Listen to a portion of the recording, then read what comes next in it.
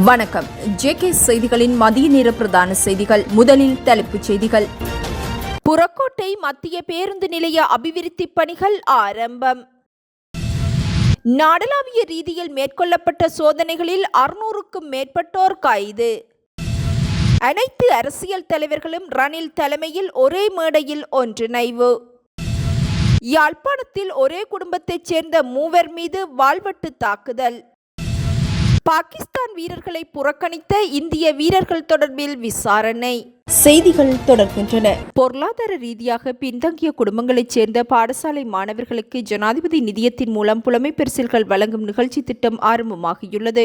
குறித்த நிகழ்வானது கண்டி மாவட்ட செயலகத்தில் சபாநாயகர் ஜகத் விக்ரமரத்ன தலைமையில் நடைபெற்றது. மகையாவ பூர்ணவத்த மேற்கு கிராம சேவகர் பிரிவைச் சேர்ந்த மக்களின் வாழ்க்கை தரத்தை மேம்படுத்தும் நோக்கில் ஜனாதிபதி நிதியத்தின் அதிகாரிகளால் மேற்கொள்ளப்பட்ட கள ஆய்வின் போது அபிவிருத்தி திட்டங்களை செயற்படுத்துவது பொருத்தமானது என்பது கண்டறியப்பட்டது. இதன் ஒரு கட்டமாக பாடசாலை மாணவர்களுக்கு புலமை பரிசில் வழங்கும் நிகழ்ச்சி திட்டம் செயற்படுத்தப்பட்டது. இதன் முதற்கட்டமாக 28 மாணவர்களுக்கான புலமை பரிசில்கள் வழங்கப்பட்டுள்ளன. புறக்கோட்டை மத்திய பேருந்து நிலையத்தின் புனர் நிர்மாண பணிகள் ஜனாதிபதி அனுரகுமார திசாநாயக்கவின் தலைமையில் அதிகாரப்பூர்வமாக ஆரம்பிக்கப்பட்டுள்ளது. 1964ஆம் ஆண்டு முதலில் கட்டப்பட்ட இப்பேருந்து நிலையம் 60 வருடங்களில் முதன்முறையாக பெரிய அளவிலான மேம்பாடுகளுக்கு உட்படுத்தப்படவுள்ளது.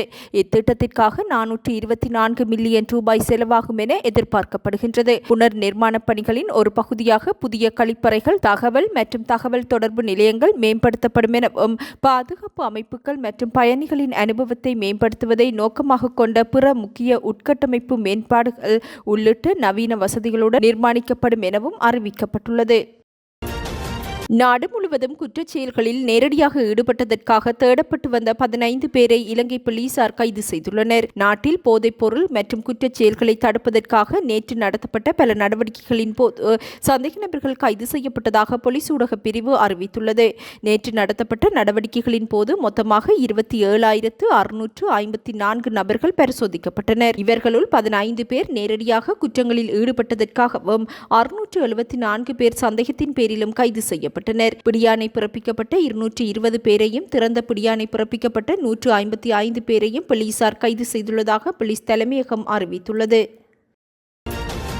நாட்டில் உள்ள அனைத்து அரசியல் தலைவர்களும் ஒரே மேடையில் ஒன்று சேர வேண்டும் என முன்னாள் நாடாளுமன்ற உறுப்பினர் வஜிர அபேவர்த்தன வலியுறுத்தியுள்ளார்.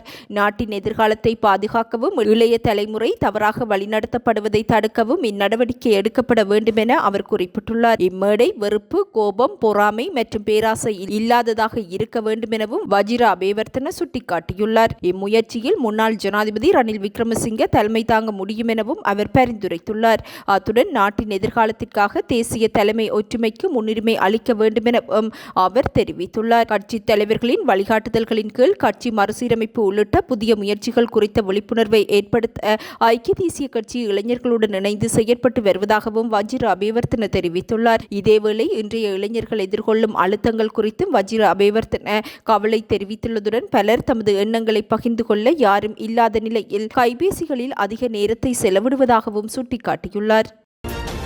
தமக்கு அச்சுறுத்தலாக செயற்படும் தரப்பினரை தேசிய மக்கள் சக்தி அரசாங்கம் பழிவாங்கி வருவதாக முன்னாள் ஜனாதிபதி மஹிந்த ராஜபக்ச குற்றம் சுமத்தியுள்ளார். தங்காலையில் உள்ள தனது கோல்டன் இல்லத்திற்கு சென்றதன் பின்னர் ஊடகம் ஒன்றிற்கு வழங்கிய விசேட செவியின் போது அவர் இதனை குறிப்பிட்டார். புதிய அரசாங்கம் நாட்டை எவ்வாறு ஆட்சி செய்கிறார்கள் என்பது தொடர்பாக மக்களும் எதிர்க்கட்சிகளும் விழிப்புடன் இருக்க வேண்டும் என அவர் வலியுறுத்தியுள்ளார். அத்துடன் இந்த அரசாங்கம் பிழையான பாதையில் பயணிக்கும் போது அதனை சுட்டிக்காட்ட வேண்டிய பொறுப்பு தனக்கு இருப்பதாகவும் முன்னாள் ஜனாதிபதி தெரிவித்துள்ளார். இந்த அரசாங்கத்திற்கு எதிராக உள்ள அனைவரும் சிறையில் அடைக்கப்படுவார்கள் என்பதை தான் முன்னதாகவே அறிந்திருந்ததாகவும் முன்னாள் ஜனாதிபதி மஹிந்த ராஜபக்ச தெரிவித்துள்ளார். இதேவேளை மஹிந்த ராஜபக்சவின் ஆதரவாளர்கள் அவரை சந்திப்பதற்காக தங்காலையில் உள்ள கோல்டன் இல்லத்திற்கு சென்று வருகின்றமை குறிப்பிடத்தக்கது. மேல் சப்ரகமுவ மற்றும் வடமேல் மாகாணங்களிலும் காலி, மாத்தறை, கண்டி மற்றும் நுவரெலியா மாவட்டங்களிலும் பல தடவைகள் மழை பெய்யும் என வளிமண்டலவியல் திணைக்களம் அறிவித்துள்ளது. கிழக்கு மற்றும் ஊவா மாகாணங்களில் பிற்பகல் 1 மணிக்கு பின்னர் மழையோ அல்லது இடியுடன் கூடிய மழையோ பெய்யும் என அறிவிக்கப்பட்டுள்ளது. இடியுடன் கூடிய மழை பெய்யும் போது தற்காலிகமாக பலத்த காற்று மற்றும் மின்னல் தாக்கங்களினால் ஏற்படும் சேதங்களை குறைக்க போதுமான முன்னெச்சரிக்கை நடவடிக்கைகளை மேற்கொள்ளுமாறும் பொதுமக்கள் அறிவுறுத்தப்பட்டுள்ளனர். உலக பாரம்பரிய தலமான சிகிரியா கண்ணாடி சுவரை சேதப்படுத்தும் வகையில் கிறுக்கியதாக குற்றம் சாட்டப்பட்ட இளம்பெண் ஒருவர் கைது செய்யப்பட்டுள்ளார். அவிசாவளையைச் சேர்ந்த 21 வயதுடைய இளம்பெண் ஒருவர் மேலும் சிலருடன் சிகிரியாவுக்கு சென்றிருந்த போதே இச்செயலில் ஈடுபட்டதாக அறிவிக்கப்பட்டுள்ளது. ஏற்கனவே இதேபோன்று சிகிரிய கண்ணாடி சுவற்றில் கிறுக்கிய குற்றச்சாட்டில் பெண்ணொருவர் கைது செய்யப்பட்டு சிறை தண்டனை விதிக்கப்பட்டுள்ளமை குறிப்பிடத்தக்கது. யாழ்ப்பாணம் வடமராட்சி கிழக்கு குடத்தனை பகுதியில் வாழ்வெட்டு குழு மேற்கொண்ட தாக்குதலில் ஒரே குடும்பத்தைச் சேர்ந்த 3 படுகாயங்களுக்குள்ளான நிலையில் வைத்தியசாலையில் அனுமதிக்கப்பட்டுள்ளனர்.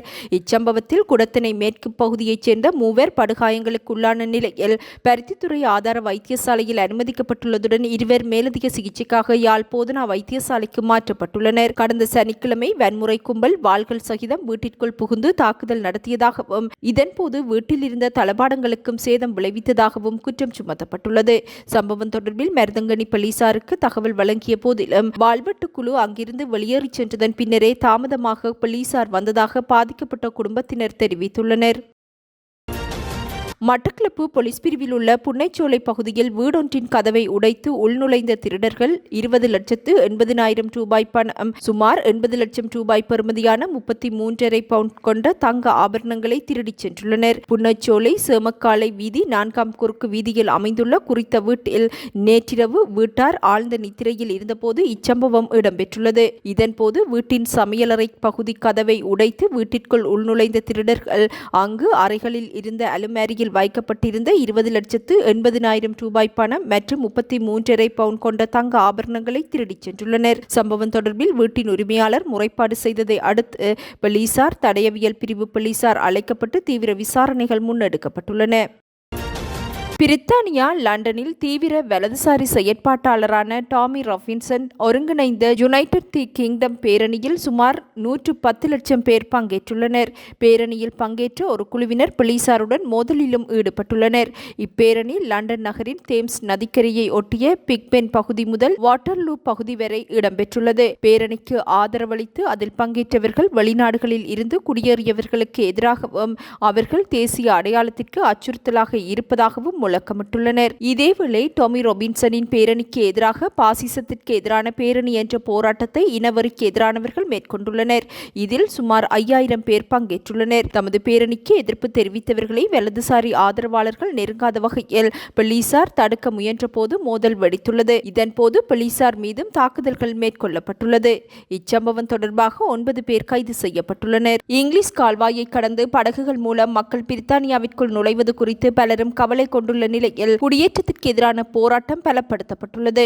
புகலிடம் தேடி வரும் அகதிகள் தங்க வைக்கப்பட்டுள்ள கட்டிடத்திற்கு அருகிலும் குடியேற்றத்தை எதிர்ப்பவர்கள் போராட்டத்தில் ஈடுபட்டுள்ளமை குறிப்பிடத்தக்கது. பலத்த எதிர்ப்புக்கு மத்தியில் போட்டி நடைபெற்றாலும் போட்டி முடிந்த பின்னர் இந்திய வீரர்கள் பாகிஸ்தான் வீரர்களை கை கொடுக்காது புறக்கணித்துள்ளனர். துபாயில் நடைபெற்ற போட்டியில் நாணய சுழற்சியில் வெற்றி பெற்று முதலில் துடுப்பாட்டத்தை தெரிவு செய்த பாகிஸ்தான் அணி நிர்ணயிக்கப்பட்ட 20 ஓவர்கள் நிறைவில் 9 விக்கெட்டுகளை இழந்து 127 ஓட்டங்களை மட்டும் பெற்றுக்கொண்டது. இந்திய அணி 16 ஓவர்களுக்குள் 3 விக்கெட்டுகளை மாத்திரம் இழந்து 131 ஓட்டங்களை சேர்த்து 7 விக்கெட் வித்தியாசத்தில் வெற்றி பெற்றது. இந்நிலையில் போட்டி முடிவுற்றதும் பாகிஸ்தான் வீரர்களுடன் கை குலுக்குவதை இந்திய வீரர்கள் தவிர்த்துள்ளனர். இந்திய வீரர்கள் பகல்காமில் நடத்தப்பட்ட தாக்குதலை கண்டித்து இதனை செய்ததாக கூறப்படும் நிலையில் இந்திய வீரர்களின் இச்செயல் சமூக வலைத்தளங்களில் பெரும் பேசு பொருளாகியுள்ளது.